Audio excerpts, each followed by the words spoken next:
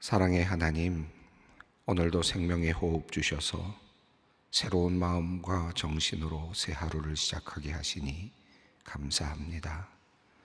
오늘도 주님의 능력으로 우리를 지켜주시고 주님의 사랑으로 우리를 이끌어 주시며 넘치는 은혜로 우리를 도와주실 줄 믿으며 감사한 마음으로 하루를 시작합니다. 주님께서 베풀어 주시는 은혜는 아침마다 새롭고 날마다 더욱 풍성합니다. 지저귀는 새들의 노랫소리가 마치 하나님을 찬양하는 노랫소리처럼 들리는 오늘 이 아침, 우리가 드리는 찬양이 주님께 기쁨이 되기를 원합니다. 오늘 이 하루가 거친 세상 속에서 날마다 힘이 되시는 여호와 하나님 붙들며 주님과 함께 걷는 믿음의 여정이 되게 하여 주시옵소서. 자비로우신 하나님, 우리 영혼 깊은 곳에서 솟아오르는 거룩함에 대한 갈망과 주님을 향한 열망을 주님께서 아십니다. 하지만 우리 안에는 또 다른 세상의 욕망과 악한 본성이 숨어 있습니다. 늘 이 둘 사이에서 힘겹게 살아가는 우리를 불쌍히 여겨 주시옵소서. 하나님, 참으로 부족하오나 우리 성도들을 귀하게 보아 주시옵소서. 세상의 수많은 유혹과 공격 앞에서도 하나님의 뜻을 구하며 말씀에 순종하려는 힘겨운 노력을 하나님 기억하여 주시고 긍휼히 여겨 주시옵소서. 혹시 우리가 실수하거나 부족할지라도 우리를 너그럽게 대해 주셔서 세상 사람들로 하여금 우리가 하나님의 자녀인 것을 분명히 알게 하시고 우리가 주님의 이름을 부를 때 하나님께서 응답하신다는 것을 많은 사람들이 분명히 볼 수 있게 하여 주시옵소서. 하나님, 우리 중에는 삶의 희망을 잃어버리고 무력감 속에서 힘들게 살아가는 사람들이 너무나 많습니다. 특히 청소년들이 학업 스트레스로 인한 정신적인 압박과 또래 관계에서의 어려움을 견디지 못하여 극단적 선택을 하는 안타까운 일들이 계속 일어나고 있습니다. 하나님, 마음이 약해진 우리 아이들, 청소년들을 주님께서 긍휼히 여겨 주시옵소서. 모든 것을 포기하고 싶은 충동에서 이들을 구하여 주시옵소서. 청소년들이 학교에서 또래 집단 속에서 겪는 일들 중에는 어른들이 상상하기 어려운 일들도 많이 있습니다. 육체적 폭력을 당하거나 성적 폭력을 당하거나 정신적 폭력에 시달릴 때 그들의 마음은 녹아내립니다. 또래 집단 속에서 왕따를 경험하는 아이들은 살 용기가 나지 않습니다. 학업을 따라가며 대학 진학 등 목표를 향해 나아가는 것도 큰 부담인데 그것만으로도 마음을 지키기가 어려운데 이런저런 또래 집단의 일로 폭력이나 폭행의 경험으로 왕따의 경험으로 힘들게 버티고 있는 우리 아이들을 주님, 이 고통의 사슬에서 구하여 주시옵소서. 하나님, 또한 우리 청소년들 중에는 다른 이들과 비교로 인해 마음이 상하고 절망하고 있는 이들이 있습니다. 나보다 공부를 잘하는 친구를 보며 부러워하고 나보다 더 잘 사는 집 아이를 보며 질투하고 나보다 더 잘생긴 친구들 보며 마음이 상합니다. 나보다 성격이 좋은 아이들, 나보다 더 많은 친구를 가지고 있는 인기 있는 아이들을 보고 부러워합니다. 키가 작아서 절망하고 키가 너무 커서 걱정합니다. 너무 살이 찐다고 걱정하고 제대로 먹지 못하여 걱정합니다. 하나님, 우리 청소년들의 마음을 주님께서 따뜻하신 그 손길로 만져 주시옵소서. 그리고 내가 너를 사랑하노라 말씀하시는 그 말씀이 그들의 귓전에 들리게 하여 주시옵소서. 하나님과 함께 걸어가는 기쁨을 우리 청소년들이 경험하게 하시고 모든 것이 합력하여 선을 이룬다는 그 믿음으로 마음을 지키며 살아가게 하여 주시옵소서. 아슬아슬한 마음으로 청소년들을 키우는 어머니와 아버지를 위해 기도합니다. 커갈수록 어찌할 수 없는 부분들이 많아짐을 느끼며 무력감을 느끼는 부모님들의 마음을 주님께서 어루만져 주시옵소서. 부모는 자녀가 잘 되기를 바라는 마음으로 가득합니다. 하지만 주님, 이 마음이 자칫 부모의 욕심이 되거나 자신이 이루지 못한 일을 대리만족하고자 하는 보상 욕구로 변질되지 않게 하여 주시옵소서. 하나님께서 선물로 주신 아이들이오니 전능하신 주님께서 주님께 모든 것 맡기고 넉넉한 마음으로 믿음 가지고 아이들을 양육케 하여 주시옵소서. 불안함이나 조급함으로 아이들을 대하지 않게 하시옵소서. 늘 아이들을 위해 기도하며 아이들을 믿고 기다리는 우리의 부모들이 되게 하여 주시옵소서. 하나님, 최근에는 전세 사기를 당하여 벼랑 끝에 몰린 사회의 초년생들이 많이 있다고 합니다. 이들이 억울함과 경제적 피해의 암담함을 이겨내지 못하고 절망하고 목숨을 끊는 일들이 여럿 발생하고 있습니다. 참으로 험악한 세상을 살아가는 우리 사회의 초년생들, 젊은이들을 주님께서 긍휼히 여겨 주시옵소서. 국가적으로 이런 피해자들이 나오지 않도록 입법, 사법, 행정의 모든 기관들과 공무원들이 지혜를 모으게 하시고 다시는 이러한 악한 일들이 반복되지 않도록 대책을 세우게 하여 주시옵소서. 우리 젊은 세대들이 이 땅에서 성실하게 살아가며 희망을 발견하고 행복을 얻을 수 있기를 원합니다. 주님께서 이 나라, 이 사회가 바른 길로 나아갈 수 있도록 인도하여 주시옵소서.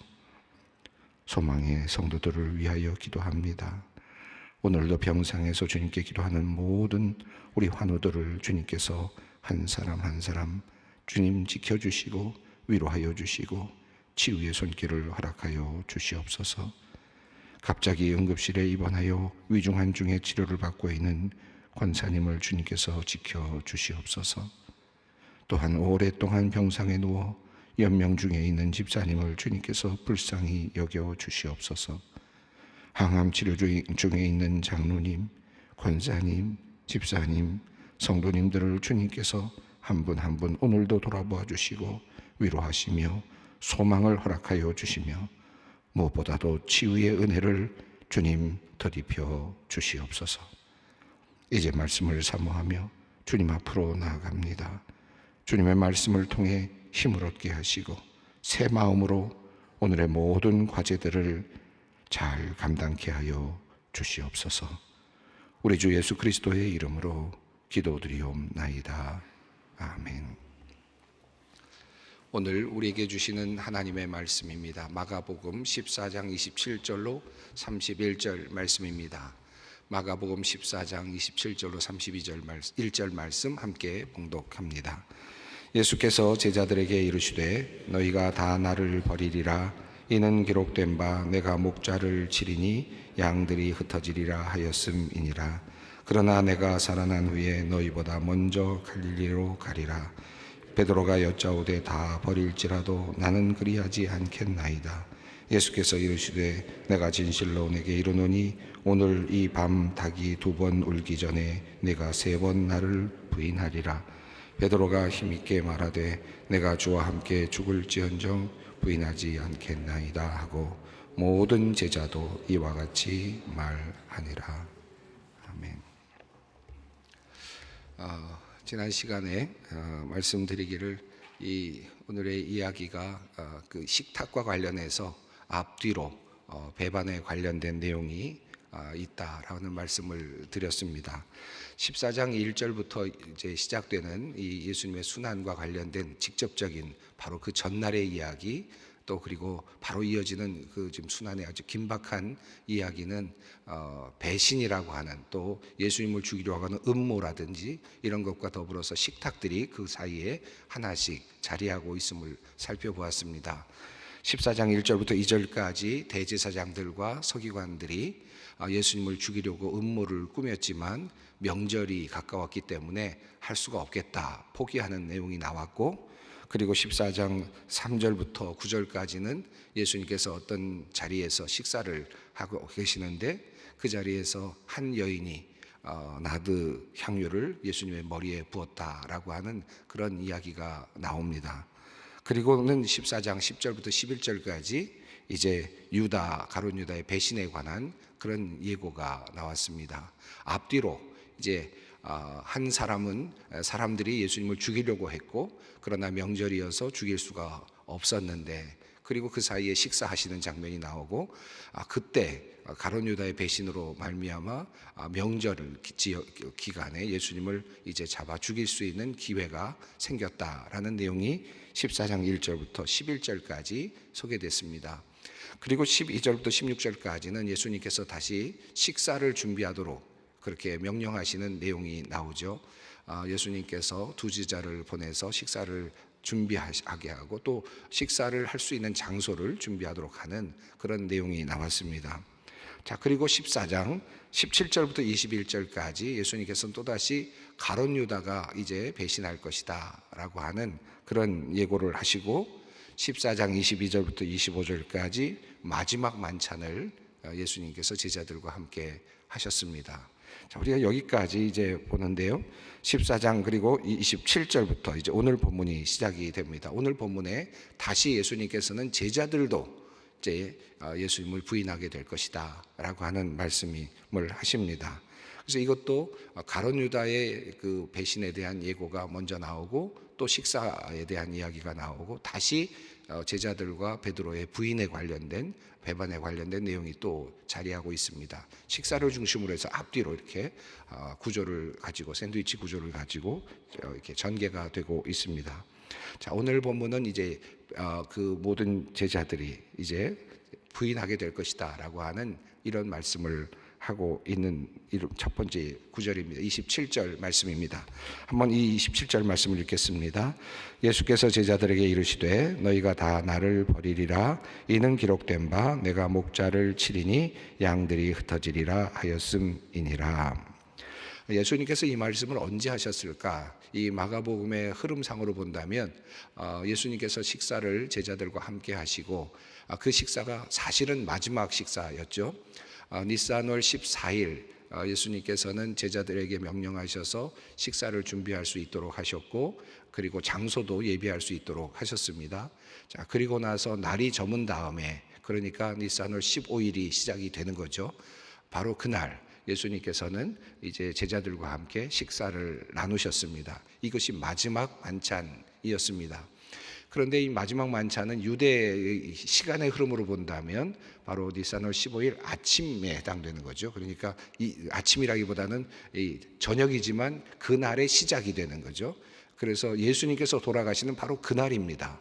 그날의 첫 번째 아침에, 바로 그날의 시작점에, 그러니까 그것은 이제 해가 진 다음부터니까, 그날부터가 이제 새로운 날의 시작이니까, 예수님께서 돌아가시는 그날 예수님께서는 제일 먼저 하신 것이 제자들과 하신 마지막 식사였다, 이렇게 볼 수 있겠습니다.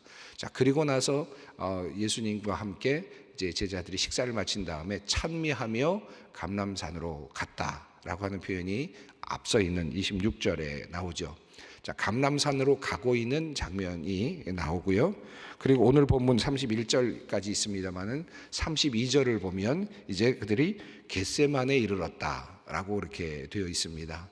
자, 그러니까 예수님께서 이제 십자가를 지시고, 그리고 이제 죽임을 당하시는 바로 그날 이 시작이 됐고, 그 시작의 시작점은 예수님께서 제자들과 함께 하시는 마지막 식사가 시작점이었습니다. 이제 이야기의 흐름상, 마가복음의 이야기의 흐름상 그렇게 전개가 되고 있죠. 자, 그러니까 이제 지금 오늘 본문 말씀은 27절부터 31절까지 본문의 이 말씀은 지금 예수님께서 감람산으로 가시고 계시는 과정, 그리고 겟세마네에 도달하기 직전까지의 그 시간상에서 예수님께서 제자들에게 어느 지점에선가 말씀을 하셨다라고 할 수 있겠습니다. 자, 감람산에 올라가셔서는 예수님께서 기도를 하시고, 또 결국 그곳에서 이제 잡히게 되시지 않습니까? 그날 이제 긴박하게 모든 일들이 일어나는 바로 첫 번째 시점, 바로 그 시작 시점에 있다고 할 수 있겠습니다. 자, 그때 예수님께서 이제 마지막으로 제자들에게 다시 한번 경고하시는 말씀입니다. 이 경고가 마지막 경고죠. 마지막으로 예수님께서 제자들에게 해주시는 말씀입니다. 앞서 있는 가룟 유다에 대한 이 말씀은 정말 마지막 경고라고 할 수 있겠고, 이미 예수님께서는 이미 그가 어떻게 할 것을 아셨고, 그리고 예수님께서는 이미 그에 대한 심판을 선언하셨습니다. 자, 그런데 오늘 본문 말씀은 제자들이 이제 또 배신을 할 것이다 라고 하는 사실을 이미 예견하고 계십니다. 이 일은 이루어질 것입니다. 이것을 이미 예수님께서는 알고 계십니다. 그래서 제자들에게 말씀을 하시는데, 오늘 본문 말씀을 보면 이 흐름이 예수님께서 그들이 분명히 배신할 것이라는 것을 알고 계시지만 그들이 또 그들을 회복하시고자 하시는 의지가 있으시다라는 사실을 알려주고 계십니다. 마지막 경고이지만 그러나 너희가 실패할 것이다 라는 것을 알려는 주시지만, 그러나 또다시 희망의 불씨를 담아놓고 계시는 본문이 오늘 본문 말씀입니다. 자, 27절 말씀을 한번 다시 읽겠습니다. 예수께서 제자들에게 이르시되 너희가 다 나를 버리리라. 이는 기록된 바 내가 목자를 치리니 양들이 흩어지리라 하였음이니라. 자, 제자들에게 말씀하십니다. 너희가 다 모두 나를 버리리라 라고 말씀하십니다. 이 말씀을 다른 단어를 자체로 보면 다른 비슷한 뜻으로 그냥 나를 버리리라 하는 그런 의미도 있지만, 또 걸려 넘어진다라고 하는 그런 뜻으로도 사용이 될 수 있는 단어입니다. 예수께서 제자들에게 이르시되 너희가 다 나를 버리리라. 너희가 걸려 넘어질 것이다 라고 하는 그런 의미입니다. 자, 걸려 넘어지는 것이 무엇일까? 다 버리는 것이 무엇일까? 그것은 예수를 버린다라고 하는 것인데, 너희가 나를 버리리라 했는데 그 버린다는 게 뭘까? 이 뒤에 나오는 말씀이 바로 이어지죠. 너희가 흩어지리라 라고 그렇게 말씀하고 있습니다. 자, 예수님께서 예수님을 따라 나섰던 사람들이 흩어지는 것이 너희가 나를 버리는 것이다 라고 그렇게 지금 말씀하고 있습니다. 이 말씀은 스가랴서 13장 7절 말씀, 이 말씀을 예수님께서 인용하시는 듯 보입니다. 기록된 바 내가 목자를 치리니 양들이 흩어지리라. 목자가 쓰러지자 그러자 양들이 모두 그만 목자가 없으니까 흩어지는 것과 같은 그런 모습이 스가랴서 13장에 나오죠. 자, 그런데 이 말씀을 예수님께서 인용하시면서 내가 목자를 치리니 양들이 흩어지리라. 하나님께서 이제 목자를 치시는 그런 모습으로 나타나고, 그리고 양들은 흩어지는 그런 모습으로 나타납니다. 자, 이것이 하나님의 주권 안에 있다라고 하는 것을 암시하고 있습니다. 예수님께서 돌아가시는 이 일이 하나님의 주권 안에 있고 하나님의 큰 뜻 안에 있다라는 것이고, 그리고 너희가 흩어지는 것도 결국은 하나님의 큰 뜻 아래 있다라고 하는 말씀입니다. 자, 예수님께서 부활하신 다음에, 그리고 성령을 받은 다음에 어떤 일이 일어났습니까? 나중에 제자들이 또 박해를 받으면서 또 온 세상으로 흩어지지 않았습니까? 자, 흩어진다라는 것이 어떤 의미에서 본다면 너희가 나를 버리리라 라고 하는 말씀과 같은 뜻입니다. 너희가 걸려 넘어진다. 결국은 박해를 피해서 결국 너희가 도망을 가게 될 것이고, 그것은 나를 버리는 것이다 라고 하는 그런 의미죠. 이것이 모든 제자들, 특별히 초대교회의 시기에 살았던 예수님을 따랐던 제자들이 경험했던 것이고요. 동시에 얼마 후에 이제 성령을 받았음에도 불구하고 모든 많은 그리스도인들이 사방으로 흩어지게 되는 역사도 포함이 되고 있습니다. 아마 이 본문을 읽고 있는 이 지금 독자들은 아마 도리어 예수님 바로 그 자리에서 함께 있었던 제자들의 모습 속에서 지금 도망하고 있는, 그리고 지금 흩어지고 있는, 박해를 받고 흩어지고 있는 자신의 모습을 아마 보았을지도 모르겠습니다. 그러니까 이 말씀은 매우 다중적인 의미가 있겠습니다. 지금 예수님께서 제자들에게 하시는 말씀, 직접적으로 주시는 말씀이죠. 너희가 나를 다 버릴 것이다. 너희가 흩어질 것이다. 그리고 너희가 흩어지게 될 것이다. 흩어진다는 것은 결국 너희가 나를 버리는 것이다 라는 사실을 지금 말씀하고 있습니다. 이 말씀을 지금 듣고 있는 초대교회 신자들을 한번 생각해 보십시오. 이 말씀을 지금 들으면서 지금 흩어지고 있는, 박해를 피해서 흩어지고 있는 초대교회 사람들의 마음을 한번 생각해 본다면 이 말씀은 아마 뼈저리게 그들에게 아마 다가왔을 거라고 생각합니다.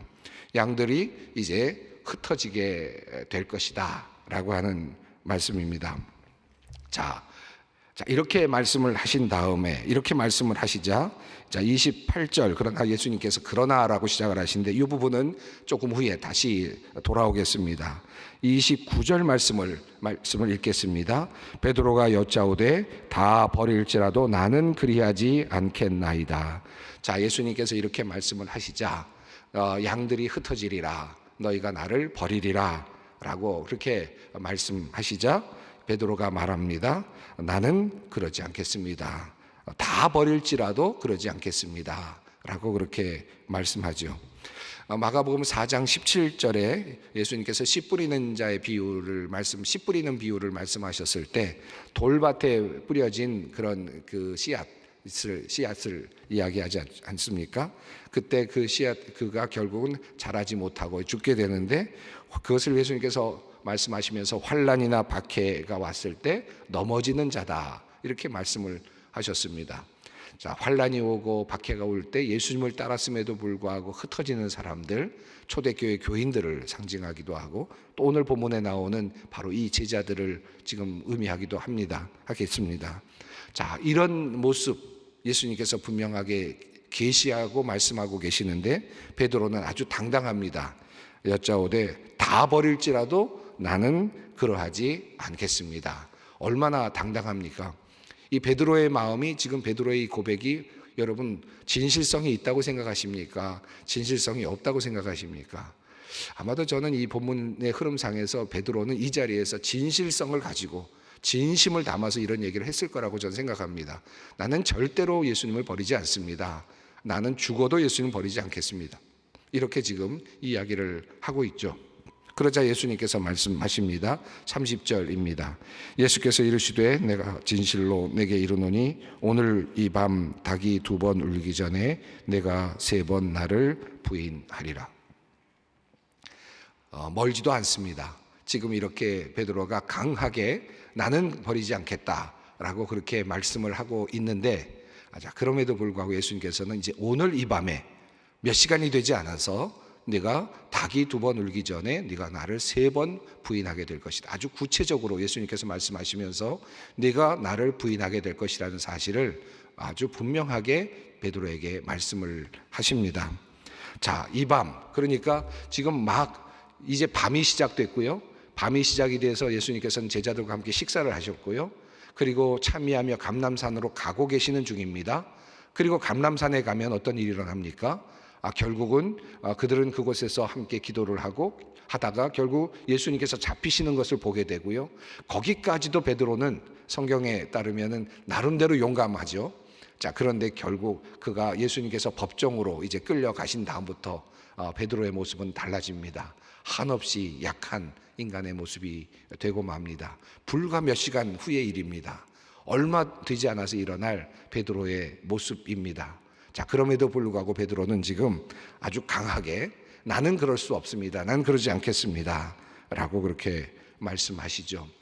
감람산에 올라가셔서 예수님께서 제자들에게 기도하라고 명령하시고, 그리고 또 예수님께서도 간절히 기도하시는 장면이 나오는데, 그럼에도 불구하고 제자들이 그 마지막 그 시간에 제자들이 온전히 기도하지 못하는 모습을 보시죠. 그리고 그들의 육신의 약함을 예수님께서는 바라보십니다. 마음이 원이지만 육신이 약한 모습을 예수님께서는 바라보십니다. 이것이 인간의 진정한 모습, 진실된 모습이다. 그게 바로 인간의 모습이다. 아무리 훌륭한 베드로라 할지라도 이렇게 육신이 약합니다. 자, 베드로는 지금 강하게 나는 부인하지 않겠습니다 라고 말하지만, 그러나 예수님은 네가 곧 부인하게 될 것이다. 우리는 이제 조금 후에 바로 이 일이 분명하게 일어났다는 사실을 우리는 또 성경을 통해서 확인하게 될 것입니다. 자, 31절 읽겠습니다. 베드로가 힘있게 말하되 내가 주와 함께 죽을지언정 주를 부인하지 않겠나이다 하고 모든 제자도 이와 같이 말하니라. 베드로가 힘있게 말합니다. 내가 주와 함께 죽을지언정 나는 부인하지 않겠다. 얼마나 단호합니까? 얼마나 멋집니까? 내가 예수님과 함께 죽겠다라고 하는 아주 단호한 결의까지 했습니다마는 그 단호했던 결의가 결국은 몇 시간이 되지 못해서 결국은 아주 정말 창피할 정도로 무기력한 자신의 모습으로 그렇게 바뀌는 것을 보게 됩니다. 자, 이와 같은 것이 인간의 모습이죠.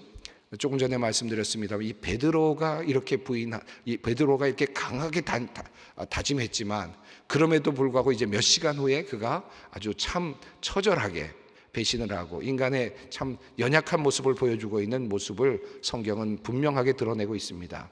왜 이런 이야기를 했을까요? 베드로 얼마나 대단한 인물입니까?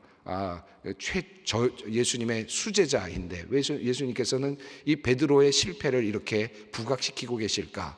또 예수님께서 이것을 드러내고 계시면서 분명하게 예언하셨을까? 오고 오는 예수님의 제자들, 이 앞으로 예수님을 따라가는 수많은 초대교회 교인들이 똑같은 이와 같은 길을 가게 될 것이다 라고 하는 사실을 이미 알고 계셨기 때문입니다. 베드로와 같은 수제자도 이와 같은 일을 당하고 있고 이와 같은 길을 가는데 너희들의 믿음의 길도 결국 비슷할 거야 라고 하는 말씀을 이미 우리에게 하고 계시는 것입니다. 자, 너희도 결국 실패할 수밖에 없어. 너희도 결국 흩어질 거야. 너희도 나를 버릴 거야. 결국 너희도 나를 버리고 그리고 먼 곳으로 도망하게 될 거야 라고 하는 그런 말씀입니다. 자, 그런데 28절 말씀입니다. 함께 읽겠습니다. 그러나 내가 살아난 후에 너희보다 먼저 갈릴리로 가리라. 예수님께서 이 말씀을 하신 것이 참 어찌 보면 이야기의 흐름상으로는 이 부분이 삽입구처럼 보여지기도 합니다. 자, 예수님께서 말씀하시죠. 그러나 내가 살아난 후에 너희보다 먼저 갈릴리로 가리라. 자, 여기서 그러나라는 표현이 굉장히 다가오죠. 그리고 예수님께서 두 가지를 말씀하셨습니다. 하나는 내가 살아날 것이다 라고 하는 말씀입니다. 내가 죽는 그 자리에 갈 것이고 너희는 이제 다 끝났구나. 예수의 운명은 끝났구나. 이제 예수를 더 이상 의지할 수 없구나. 예수를 더 믿었다가는 나는 곤란해지겠구나 라는 지점까지 갈 것이다. 그때 너희들은 나를 배신할 것이야. 너희가 나를 버리고 흩어질 거야. 목자가 쓰러지는 모습을 보니까 양들이 나 희망이 없다고 생각하고 다 흩어지는 것처럼 그렇게 너희들은 나를 버리게 될 거야. 그런데 나는 다시 살아난다. 다시 일어난다 라고 하는 말씀입니다. 자, 인간의 연약한 모습에도 불구하고 지금 하나님께서 무슨 일을 하시는가를 보여주고 있습니다. 나는 다시 살아날 거야 라는 말씀입니다. 두 번째입니다. 갈릴리로 갈 거다 라고 하는 말씀입니다. 특정한 지명을 말씀하셨습니다. 그런데 저는 이 말씀이 단순하게 내가 함께 너희들과 놀았던 그 갈릴리로 간다, 내가 함께 활동했던 그 갈릴리로 간다라는 말씀을 넘어서는 말씀이라고 저는 믿습니다. 생각합니다. 이 말씀 무슨 뜻이겠습니까? 너희가 지금 흩어지리라 했습니다. 자, 이들이 흩어진 다음에 어디로 갔느냐?